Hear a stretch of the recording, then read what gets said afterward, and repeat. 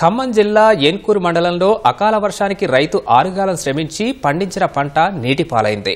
ఈదురుగాలులకు వరి నేలవాలింది. ఉరుములు మెరుపులతో ఒక్కసారిగా వర్షం విరుచుకుపడ్డంతో కల్లాల్లో దిగుబడుల్ని కాపాడుకునేందుకు రైతులు పరుగులు తీయాల్సి వచ్చింది.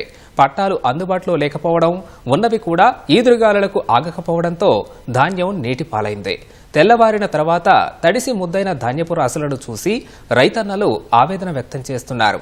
తడిసిన గింజలు వేరు చేసి వాటిని ఆరబెట్టుకున్నారు. లారీలకు లోడింగ్ చేయాల్సిన మొక్కజొన్న కూడా వర్షార్పణమైంది.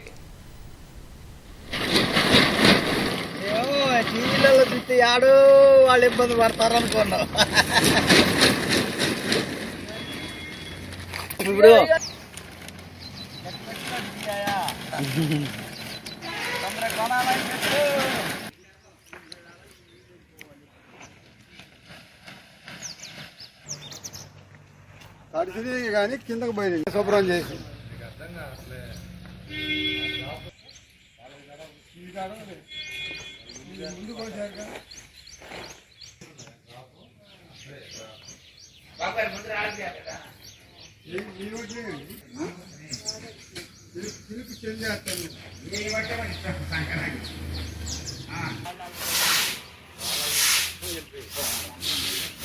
డ్రైవర్